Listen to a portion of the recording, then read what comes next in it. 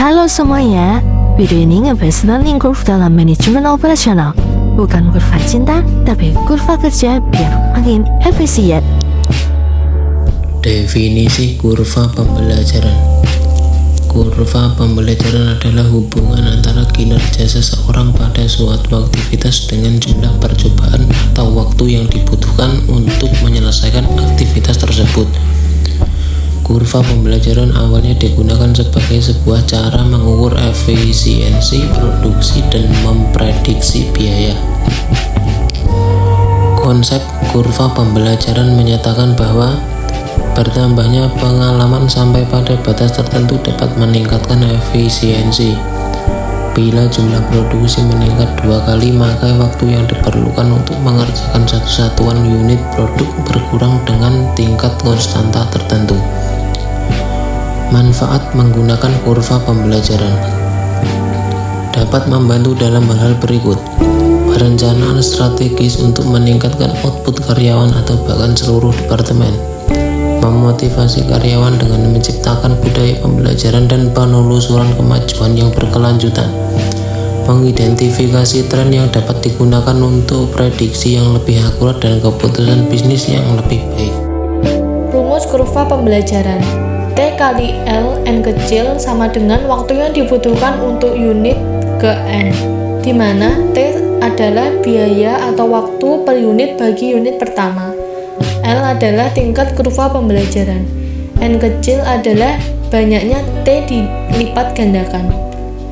Jika untuk membuat unit pertama dari produk tertentu dibutuhkan 10 jam kerja, dan jika terdapat kurva pembelajaran 70%, maka waktu yang dibutuhkan untuk membuat unit keempat adalah 2 kali lipatnya dari 1 menjadi 2, kemudian menjadi 4, dan seterusnya.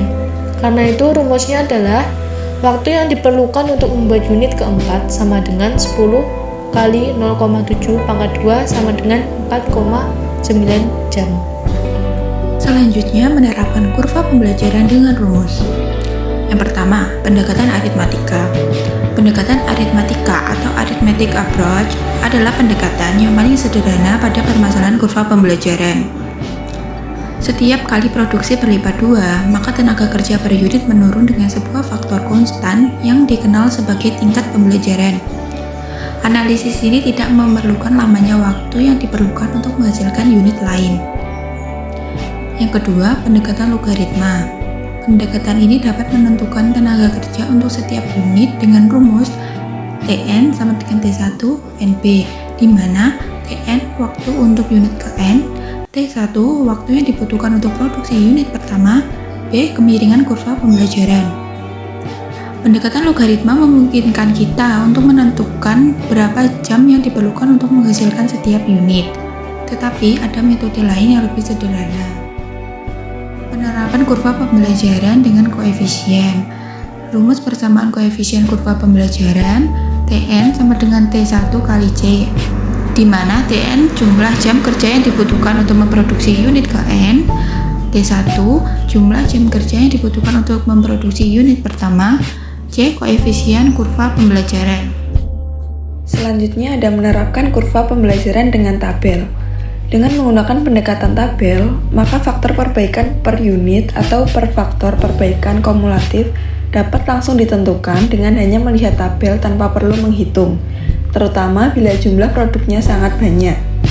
Namun, bila tidak tersedia tabel, maka model analisis yang menggunakan logaritma dapat menjadi cara yang cukup mudah untuk mengestimasi output.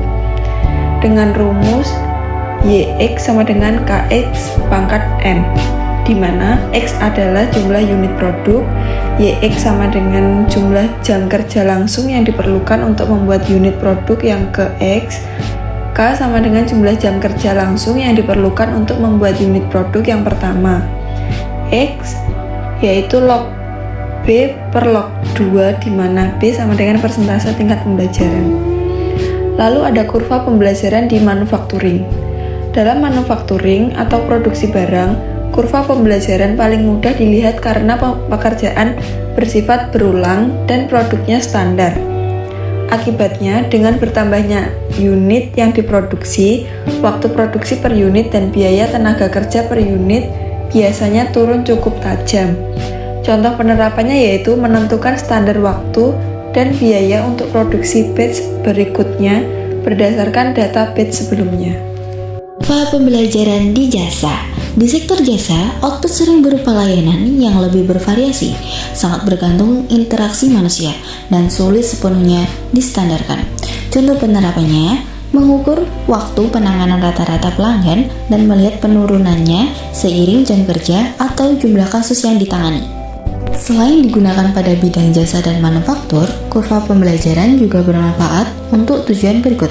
Yang pertama ada internal, yaitu peramalan tenaga kerja, penjadwalan, penetapan biaya, dan anggaran.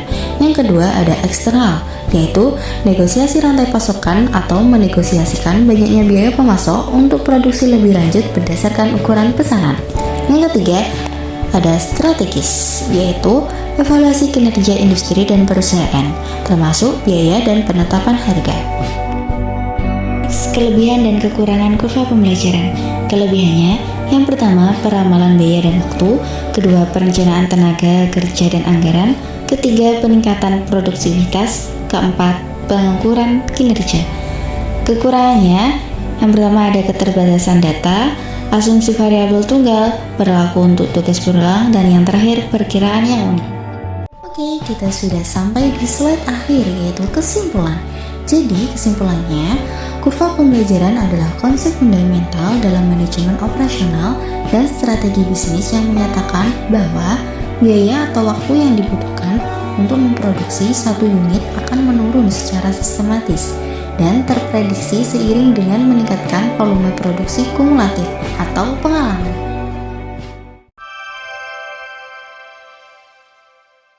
Dan inilah contoh 3 kasus penerapannya.